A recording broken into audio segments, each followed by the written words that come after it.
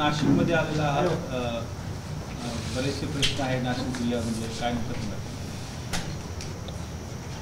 तर नाशिक जिल्ह्यामध्ये मी आज आलेलो आहे ते हेच सारे प्रश्न समजावून घेऊन त्यावरती चळवळ उभा करून शेतकऱ्यांना दिलासा द्यावा या हेतूनं 2 दिवसाचा दौरा मी नाशिकचा काढलेला आहे। मध्यंतरी विधान भवनाच्या दारात आम्ही कांदा फेकून कांद्यावरचं निर्यात शुल्क केंद्र सरकारनं मागं घ्यावं यासाठी आंदोलन केलं। आम्ही सगळे तुरुंगात गेलो। उशिरा का होईना सरकारला शहाणपणा सुचला, परंतु हा शहाणपणा फार उशिरानं सुचला। एकतर यावर्षी कांद्याचं उत्पादन वाढलेलं आहे, उत्पन्नही वाढलेलं आहे, उत्पादन खर्च मात्र कमी झालेला नाही। अशा परिस्थितीमध्ये योग्य वेळी जर का सरकारनं निर्यात शुल्क मागे घेतलं असतं तर मोठ्या प्रमाणामध्ये कांदा निर्यात झाला असता आणि शेतकऱ्यांना चांगले पैसे मिळाले असते। त्याचबरोबर कांदा उत्पादकांना दिलासा मिळाला असता आणि जे सरप्लस उत्पादन होतं त्याच्यावर नियंत्रण करता आलं असतं। वेळेवर कांदा निर्यात शुल्क कमी न केल्यामुळे आता कांद्याचे भाव पडलेले आहेत। ही जबाबदारी सरकारची आहे, चूक सरकारची आहे। त्यामुळे सरकारनं ही जबाबदारी स्वीकारावी आणि क्विंटलला 1500 रुपये आता शेतकऱ्याला अनुदान द्यावं। नापेडच्या खरेदीवर आमचा अजिबात विश्वास नाही आणि नापेडनं जर खरेदी करायचं असेल तर बाजार समितीमध्ये येऊन खरेदी करावं। सगळं आजपर्यंत जे काही खरेदी केलेलं आहे ते सगळं बोगस रेकॉर्ड तयार करून यांच्याच प्रोड्युसर कंपन्या खरेदी करणार हेच, विकणारे हेच आणि हाच मार्केटमध्ये कांदा पुरवतात, पुन्हा त्याचे दर पडतात। हे धंदे आता बंद करा। मुळामध्ये सरकारनं सरसकट 1500 रुपये अनुदान द्यावं, कारण सरकारनं जर का कांदा निर्यात शुल्क लगेच कमी केली असती सीझनच्या सुरुवातीलाच तर शेतकरी सरकारकडे हात पसरायला आलासुद्धा नसता। ही सरकारची जबाबदारी अशी आमची भूमिका आहे। तीच परिस्थिती कर्जाच्या बाबतीत आहे। 2 दिवसापूर्वी परभणीच्या एका शेतकऱ्यानंच, मला वाटतं की सचिन जाधव या शेतकऱ्याचं नाव आहे, त्यानं केवळ 1.5 लाखाच्या कर्जासाठी आत्महत्या केली। या सचिन जाधवनं आत्महत्या केल्यानंतर संध्याकाळी लगेच त्याच्या पत्नीनं सुद्धा आत्महत्या केली। तिच्या पोटामध्ये 7 महिन्याचा गर्भ होता। म्हणजे ज्यानं अजून जगसुद्धा बघितलेलं नव्हतं त्या मुलाला सुद्धा जीव गमवावा लागला।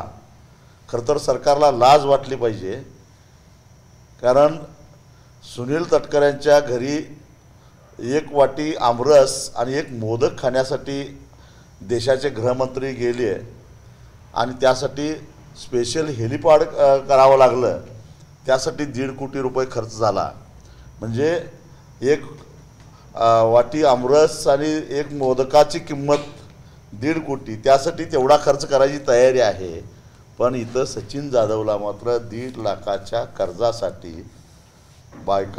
बायकोसहित लहानग्या बाळाचा सुद्धा जीव द्यावा लागला। जरा तरी काहीतरी वाटलं पाहिजे।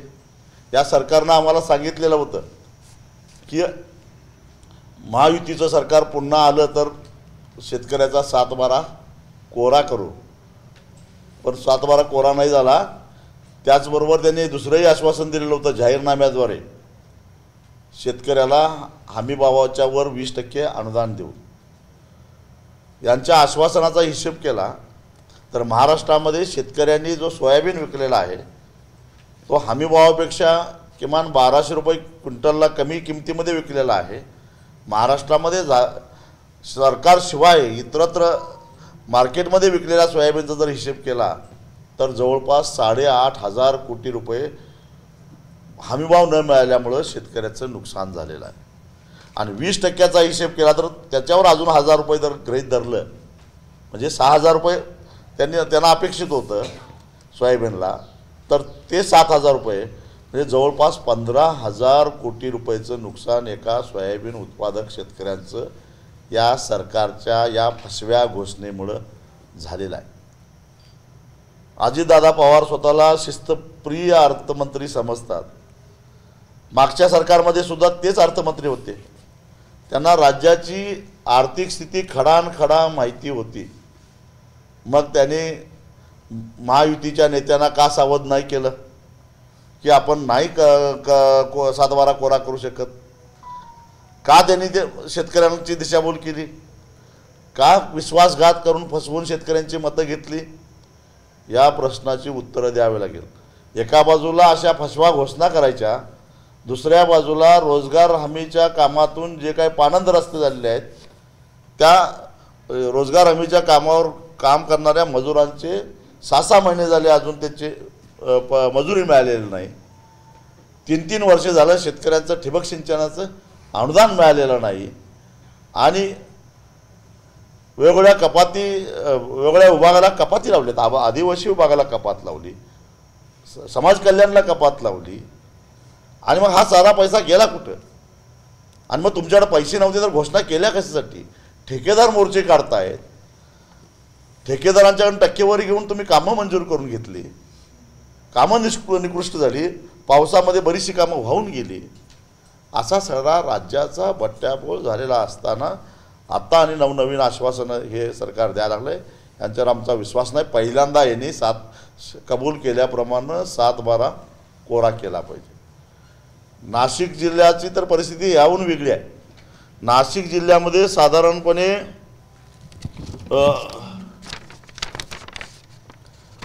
2,40,000 शेतकरी असे आहेत जे जिल्हा मध्यवर्ती बँकेच्या माध्यमातून सोसायटीकडनं कर्ज घेत होते. पण जिल्हा मध्यवर्ती बँकेचा कारभार ठप्प झाल्यामुळं अर्थात त्याला शेतकरी जबाबदार नाही. जे काही बडे थकबाकीदार आहेत ते राजकीय नेते आहेत. त्यांच्यावर सक्ती नाही. शेतकऱ्यांच्या मात्र जमिनीचे लिलाव होत आहेत. पण जे मोठे थकबाकीदार आहेत त्यांच्याकडे सरकार बघत सुद्धा नाही. उलट त्यांच्या थकबाकीच्या वसुलीला स्थगिती दिली जाते. या 2,40,000 शेतकरी आज पीक कर्जापासून वंचित झालेले आहेत कारण ते थकबाकीदार आहेत. जिल्हा मध्यवर्ती बँक त्यांना कर्ज देत नाही. राष्ट्रीयकृत बँका त्यांना कर्ज देत नाही. पण शेतकऱ्यांना कर्जाशिवाय चालत नाही. आणि त्यामुळं या 2,40,000 शेतकऱ्यांना 0% व्याजानं कर्ज मिळालं पाहिजे होतं. त्याच्याऐवजी त्यांना आता कुठेतरी पतसंस्थेतून खाजगी सावकाराकडून कर्ज काढून शेती करावी लागते. म्हणजे साधारणपणे एका शेतकऱ्याचा जवळपास निव्वळ व्याजावर 40,000 रुपये खर्च व्हायला लागलेले आहेत. मग ही रक्कम 2,40,000 शेतकऱ्यांची किती मोठी झाली? मग हे कशासाठी? सरकारने एवढे घोटाळे केले. ह्या महाराष्ट्रातल्या साखर कारखानदारांनी सरकारच्या हमीवर कर्ज काढले आणि कर्ज अक्षरशः बुडवली. राज्य सहकारी बँकेला आणि जिल्हा मध्यवर्ती बँकांना सरकारला ती कर्ज भरावी लागली. का? तर त्या कर्जाची हमी सरकारनं घेतलेली होती. आजही गेल्या 6 महिन्यात जवळपास 2,000 कोटी रुपयाच्या साखर कारखान्याच्या कर्जाला सरकारनं हमी घेतलेली आहे. आणि ही कर्ज बुडणार आहेत मला माहीत आहे. मग यासाठी तुमच्याकडे पैसा आहे. मात्र नाशिक जिल्हा मध्यवर्ती बँकेला भागभांडवल केवळ 635 कोटी रुपये जर दिलं तर ही जिल्हा मध्यवर्ती बँक पूर्वपदावर येणार आहे आणि सेवा सोसायटीच्या माध्यमातून पुन्हा शेतकऱ्याला कर्ज मिळणार आहे. काही शेतकऱ्यांना वन टाईम सेटलमेंट करायचं आहे. यासाठी म्हणजे 635 कोटी मात्र यांच्याकडं नाहीत. पैसा नाही म्हणताय. जे महाराष्ट्रातले जे काही 60-70 आमदार राष्ट्रवादीतून आणि शिवसेनेतून फुटले, या आमदारांच्या संरक्षणासाठी 2.5-3 वर्षामध्ये जवळपास 1,000 कोटी रुपयाचा खर्च झालेला आहे.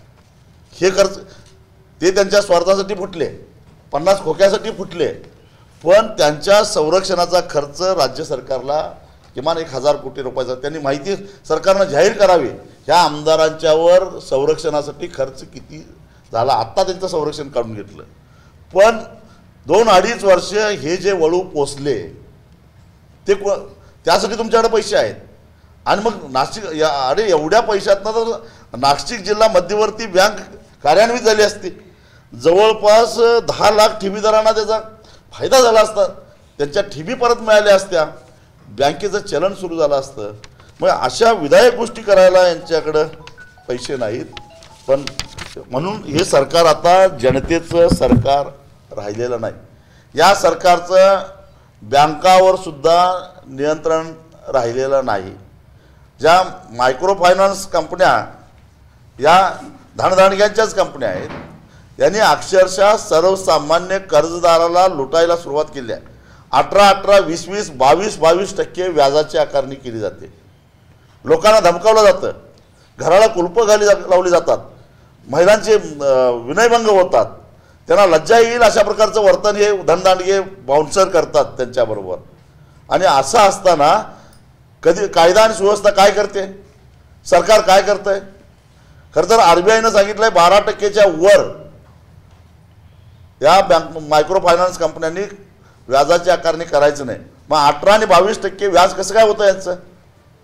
आणि मग अशा पद्धतीनं, कारण या मायक्रो फायनान्स कंपन्या पहिल्यांदा गोड बोलून सर्वसामान्य गोरगरीब माणसाला कर्ज घ्यायला भाग पाडतात. त्यांना कर्ज फेडून घ्यायचंच नसतं. त्यांचा डोळा असतो त्या सामान्य माणसाच्या प्रॉपर्टीवर. कारण थकबाकीच्या नावाखाली ती प्रॉपर्टी कवडीमोल किमतीनं जप्त करायची आणि त्याचा बाजार करायचा. हे मायक्रो फायनान्सवाले नाहीतच, हे रिअल इस्टेटमधले गुंड आहेत. आणि यांना आता वेळ प्रसंगी कायदा हातात घेऊन आम्ही दुरुस्त केल्याशिवाय सोडणार नाही. याची झलक येत्या 15 दिवसात तुम्हाला दिसेलच, परंतु आम्ही गप्प बसणार नाही, ही आमची भूमिका आहे. साहेब, तुम्ही म्हटले जिल्हा बँक अडचणीत आहे, परंतु जिल्हा बँक वसुली करते तेव्हा शेतकरी त्यांना विरोध करतात आणि त्या विरोधामुळेच कृषी मंत्र्यांनी 3 महिने वसुलीला स्थगिती दिली. मग आता ही बँक टिकेल, जगेल कशी? माझं अजूनही मत आहे. मी जिल्हा बँकेच्या संदर्भामध्ये इथं नाशिकमध्ये अनेक वेळा आलेलो होतो. आमचं म्हणणं होतं की शेतकऱ्याच्यावर अनाठायी व्याजाची आकारणी केली आहे. शेतकरी वन टाईम सेटलमेंट करायला तयार आहे, ती करून द्या. पण पहिल्यांदा या धनदांडग्यांचं काय करणार आहात? जे स्थगिती दिली आहेत त्यांचीही जबाबदारी निश्चित केली आहेत. त्यांनी काय केलं? किमान त्यांच्या नावानं जे काय वसुली आहे ती तरी भरायला पाहिजे होतं. 5 लाख रुपये ठेव देऊन चालत नाही नसतं. मुळामध्ये नाशिक जिल्ह्यातल्या नेत्यांनीच ही बँक डबगायला आणल्या. नाव शेतकऱ्याचा 7-12 कशाला लिलावत काढताय?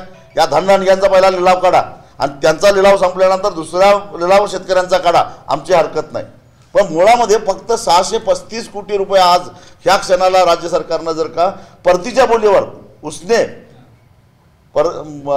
अनुदान सुद्धा नव्हे, उसने जरी बँकेला दिले तरी ही बँक सुरू होऊ शकते आणि शेतकऱ्याला पतपुरवठा होऊ शकतो. हे सरकारनं काय केलं नाही. म्हणजे तुम्ही या भांडवलांच्यासाठी 1000 कोटी रुपये खर्च केले यांच्या संरक्षणासाठी, फुटलेल्या आमदारांच्यासाठी. आणि जो जिल्हा राज्यामध्ये निर्यातीसाठी, शेतीमालाच्या निर्यातीसाठी प्रसिद्ध आहे, जो जिल्हा प्रयोगशील शेतकऱ्यांच्यासाठी प्रसिद्ध आहे, त्या जिल्ह्यातल्या शेतकऱ्यांची आर्थिक कोंडी झाली असताना सरकारला मग तुम्ही 2000 कोटीची का हमी घेतली? काय सरकारला काय करायचं आहे? राज्य बँकेला सांगायचं आहे नाशिक जिल्हा मध्यवर्ती बँकेला 635 कोटी द्या, सरकार त्याला जबाबदार आहे. तुम्ही कारखानदारांच्या कर्जाला 2000 कोटीची हमी देताय NCDCला, मग या बँकेला का देत नाही? कारण यामुळं नाशिक जिल्ह्यातल्या 2,40,000 शेतकऱ्यांना कर्जाचा पुरवठा होणार आहे. ह्यासाठी सरकार काय करतं या प्रश्नाचं उत्तर मला मिळालं पाहिजे. जिल्हा बँकेच्या मागील संचालकांवर 182 कोटीची जबाबदारी वसुलीची दिलेली आहे, त्याची केस चालू आहे, पण पुढे काहीच होत नाही. सरकारनं स्वाभिमानी शेतकरी संघटनेला वसुलीचे अधिकार द्यावेत. ते 240 कोटी सगळे वसूल करतो आम्ही. कसं करायचं? स्वतः कृषी मंत्री नाही, कोण का असेनात.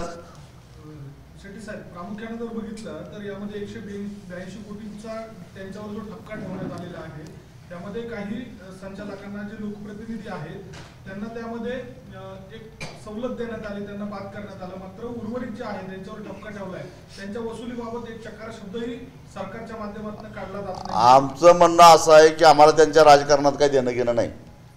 ह्या सगळ्या जे काही कुठल्या पक्षात असोत, ज्यांच्यावर जबाबदारी निश्चित झालेली आहे कर्जाची, त्यांच्या वसुलीची जबाबदारी संघटनेवर सोपवावी. आम्ही त्यांची भांडीकोंडी, आमचं जमिनी लिलावात निघतात, पण त्यांचं बदला बघतो काढून कसं होतं ते. द्या अधिकार आम्हाला. स्वतः कृषी मंत्री यामध्ये मग कृषी मंत्र्याचाही काढू आम्ही लिलावात, त्यांचं काढायला नको. एखाद्या शेतकऱ्याचा तुम्ही लिलाव काढता, त्याचा बोर्ड लावता त्याच्या दारासमोर, त्याच्या जमिनीवर बोर्ड लावताय, त्याची बेइज्जत नाही होत. गेल्या काही दिवसांपासून पीक विम्याच्या संदर्भामध्ये बदलाच्या बाबतच्या चर्चा आहे, त्याबाबतचा इतिवृत्त देखील शासन दरबारी तयार झाल्याची माहिती मिळते. आणि ट्रिगर वेस्ट नावाची जी संकल्पना आहे ती राबवण्याचा एक प्रयत्न सरकारचा आहे, ज्यामुळे शेतकऱ्यांचं मोठं नुकसान होण्याची शक्यता आहे. जर एखाद्या ठिकाणी पाऊस पडला, एखाद्या ठिकाणी पाऊस पडला नाही आणि जर तो ट्रिगर वेस्ट मध्ये काउंट झाला नाही तर इतर शेतकऱ्यांचं मोठं नुकसान होईल, त्यामध्ये त्यांना भरपाई मिळणार नाही. एक तर सध्या होती ती सुद्धा प्रचलित पद्धत सदोष होतीच, तर कारण एवढ्या आपत्त्या येऊन सुद्धा जवळपास 10,000 कोटी रुपयाचा नफा या विमा कंपन्यांनी कमावलेला आहे. देशातल्या कंपन्यांनी 50,000 कोटीचा कमावलेला आहे, म्हणजे एकट्या महाराष्ट्रात 10,000 कोटीपेक्षा जास्त नफा कमावलेला आहे. याचं कारण हे करार करण्यामध्ये सुद्धा राज्याचं, केंद्राचं कृषी खातं, तिथले संबंधित अधिकारी, उच्चपदस्थ मंत्री असतील किंवा अधिकारी असतील, या सगळ्यांचा हात आहे विमा कंपन्या. त्यामुळे तर हा घोटाळा झालेला आहे. सरकार वेळच्या वेळी विम्याचे हप्तेही भरत नव्हतं आणि म्हणून खरीप हंगाम संपून 4 महिने झाले तरी आत्ता कुठं हळूहळू आम्ही आंदोलनाचा हत्यार उपसल्यानंतर पैसे जमा व्हायला लागलेले आहेत. आणि आत्ता तर काय, ही जी नवीन प्रचलित पद्धती आलेली ह्याला आमचा ठाम विरोध आहे. कारण गेल्या 5 वर्षापासून मी मागणी करत होतो की या प्रधानमंत्री फसल विमा योजनेवर एखादी श्वेतपत्रिका काढावी, ती सत्य बाहेर येईल. आता अखेर सत्य बाहेर आलंच. 50,000 कोटी रुपयाचा नफा या कंपन्यांनी कमावला, ज्यात माझ्या म्हणण्याप्रमाणे दिवाळखोरीत निघायला पाहिजे. त्या एवढ्या आपत्त्या संपूर्ण देशामध्ये वेगवेगळ्या कानाकोपऱ्यात आलेल्या होत्या. म्हणजेच प्रधानमंत्री फसल विमा योजना नव्हती तर प्रधानमंत्री कॉर्पोरेट कल्याण योजना ही होती. आणि आता नवीन धोरणानुसार जर का विमा घेतला तर शेतकऱ्याला त्याचा काहीच लाभ होणार नाही. याच्या पूर्वीचे आमचे अनुभव अतिशय वाईट आहेत. मी स्वतः देवेंद्र फडणवीस पहिल्या टर्मला मुख्यमंत्री होते त्यावेळी परभणी जिल्ह्यातलं एक उदाहरण त्यांना दिलं होतं. गंगाखेड तालुक्यातलं एका शेतकऱ्याच्या शेतावर पीक कापणीचा सर्वे झालेला होता आणि त्या सर्वेच्या आधारानं त्या सर्कलमधल्या शेतकऱ्यांचं उंबरठा उत्पन्न जास्त आहे या नावाखाली विम्याचे क्लेम नाकारले होते. पण प्रत्यक्षात ज्याच्या शेतामध्ये ही पीक कापणी झाली होती त्या शेतकऱ्याच्या नावावर त्या गावामध्ये 1 इंचसुद्धा जमीन नव्हती. म्हणजे खोटं रेकॉर्ड तयार करून विमा कसा नाकारला जातो त्याचा पुरावा मी त्यावेळच्या मुख्यमंत्र्यांना नेऊन दिलेला होता, सगळी माहितीच्या अधिकाराखाली कागद गोळा करून. पण 1-2 महिन्यासाठी महसूल आणि कृषी खात्याच्या अधिकाऱ्यांना सस्पेंड केलं, ह्याच्या पलीकडे काय झालं नाही. ते आणि ताट मानेने ते सगळे अधिकारी कामावर आहेत. म्हणजेच एक प्रकारे घोटाळे करणाऱ्यांना सरकार पाठीशीच घालतंय.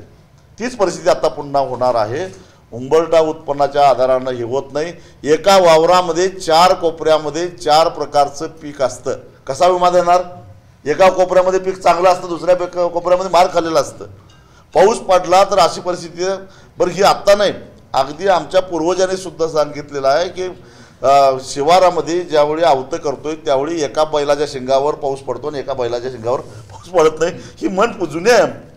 म्हणजे निसर्ग हा चमत्कारिक, त्याला मग व्यक्तिनिहाय, म्हणजे शेतकऱ्याला खऱ्या अर्थानं विम्याचा लाभ द्यायचा असेल तर वाहन अपघातामध्ये ज्या पद्धतीनं वाहनाचा अपघात झाला तर त्याला 100% रक्कम भरपाई मिळते, त्या पद्धतीनं ज्या शेतकऱ्याचं नैसर्गिक आपत्ती झालं आहे त्याचा सर्वे करून, कारण सॅटेलाईटमुळे आता सहज शक्य आहे, काही अडचण नाही, GPS आहे तुमच्याकडं, सर्वे करून त्याची झालेली भरपाई पूर्ण दिली पाहिजे आणि तशी हमी दिली पाहिजे. त्यासाठी थोडेफार हप्त्याची रक्कम वाढवून द्यायला सुद्धा शेतकरी तयार आहे, पण त्याला पूर्ण विम्याचं संरक्षण मिळालं पाहिजे अशी आमची भूमिका आहे. साहेब, लाडकी बहिणीच्या योजनेच्या बाबतीमध्ये न्यायालयाने अशी टिप्पणी केली होती की लाडकी बहीण योजना चालू झाली त्यामुळे आता शेतकऱ्यांना महिला मजुरी मिळत नाहीये, त्याचा प्रत्यय आता आलाय. अहिल्यानगरमध्ये मध्य प्रदेशमधून मजूर आणावे लागलेत, महिला मजूर. खरं तर माझं असं स्पष्ट मत आहे की कुठलीही व्यक्ती, प्रामाणिक व्यक्ती आम्हाला असंच काही सरकारनं द्यावं असं कधी अपेक्षा करत नाही. ही लाडकी बहीण योजना ह्याने मतासाठी सुरू केली. एक प्रकारे करदात्यांच्या पैशातून मतदारांना लाच देण्याचाच हा प्रकार होता. परंतु तुम्ही आमच्या लाडक्या बहिणीला अशा पद्धतीनं मदत करण्याच्या ऐवजी माझी लाडकी बहीण जर का आजारी पडली तर 100% तिच्यावर उपचार सरकारी खर्चानं करा. चांगले उपचार, दर्जेदार उपचार सरकारी दवाखान्यातला नको. माझ्या लाडक्या बहिणीच्या मुलाबाळांच्या शिक्षणाची पूर्ण जबाबदारी सरकारनं घ्यावं. बहिणीला 1500 रुपये देण्याची गरज नाही असं माझं स्पष्ट मत आहे. ॲग्रीज टॅगच्या माध्यमातून काय सरकारला अपेक्षित आहे आणि शेतकऱ्यांच्या जीवनात काय बदल होतील? काही होणार नाही. ह्या फक्त वन क्रॉप वन ड्रॉप सारख्या ज्या बंपक योजना आहेत ह्यातनं काही होणार नाही. मुळामध्ये त्यासाठी ज्या पायाभूत सुविधा आहेत लागतात त्या आहेत का, सरकारकडे दिल्यात का, पुरवल्यात का? कारण त्यासाठी सरकारला अपेक्षित आहे की ऑनलाईन ट्रेडिंग व्हावं. परंतु ऑनलाईन ट्रेडिंग होण्यासाठी पहिल्यांदा ग्रेडिंग करावं लागतं, त्यासाठी ड्रायर लागतो. या साऱ्या सुविधा उपलब्ध आहेत का? कारण एका शेतकऱ्याचा माल वेगळ्या पद्धतीचा, दुसऱ्या शेतकऱ्याचा माल वेगळ्या पद्धतीचा, एकामध्ये माती आहे, एकामध्ये अजून काटके आहेत, एकाचं काळं पडलेलं आहे, एकाचं स्वच्छ आहे आणि एक शेतकऱ्याचं 10-15 क्विंटलच्या वर माल निघत नाही. ते ऑनलाईन ट्रेडिंग होऊ शकत नाही. त्यासाठी शेतकऱ्यांच्या वतीनं सगळा माल एकत्रित करून त्याचं ग्रेडिंग करणं, त्याचं ड्राय करणं आणि त्याचं त्या पद्धतीनं 1 नंबरचा माल, 2 नंबरचा माल, 3 नंबरचा माल असं सगळं जर त्याचं ग्रेडिंग केलं तरच त्याचा फायदा होईल. अशा प्रकारच्या सुविधा आपल्या देशातल्या कुठल्याही बाजार समितीमध्ये नाही आहे. शेट्टी साहेब, थोडंसं पॉलिटिकल अँगल आहे. गेल्या काही दिवसांपासून बच्चू कडू जे शेतकरी मुद्द्यांवर कर्जमाफी करावी अशा स्वरूपाची मागणी घेऊन राज्यभर आंदोलन करत आहेत. कृषी मंत्र्यांच्या घराबाहेर देखील त्यांनी आंदोलन करण्याचा प्रयत्न केला. त्यांचं सर्च ऑपरेशनही त्यांनी करण्याचा प्रयत्न केला. मात्र नंतरच्या काळात भेट झाली, आश्वासनं मिळाली, पण काही वाटतं का? आणि या मुद्द्यावरनं तुम्ही सोबत येण्याच्या ज्या काही चर्चा सुरू आहेत, काय नेमकी त्याची स्थिती?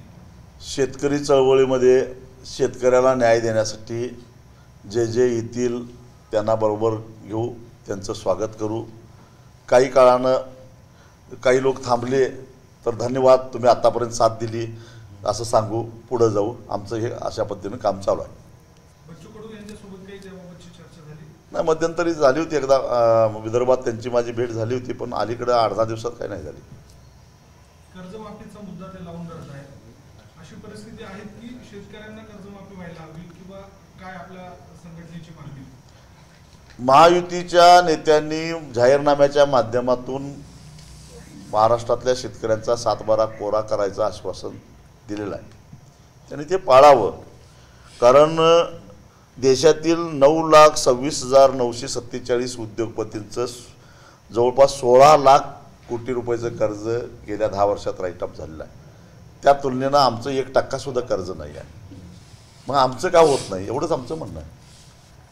गेल्या 2 दिवसांपासून ठाकरे बंधू एकत्र येण्याच्या चर्चा आहे.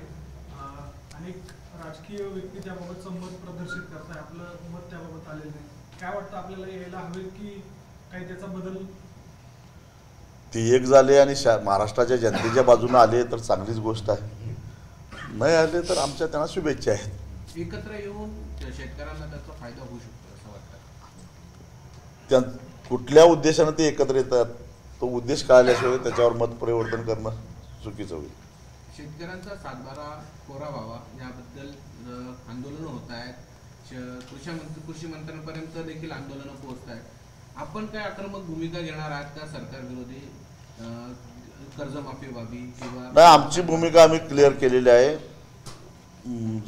जोपर्यंत महायुतीचे नेते 7-12 कोरा करायचं आश्वासन पूर्ण करत नाहीत तोपर्यंत जिथं जिथं ते जातील त्या ठिकाणी आम्ही आमच्या परीनं विरोध करू.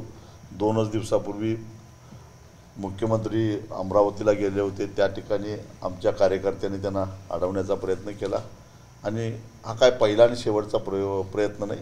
सातत्यानं आम्ही आमचा उपद्रव देणं काम चालू करू, कारण त्यांनी फसवलेलं आहे शेतकऱ्यांना.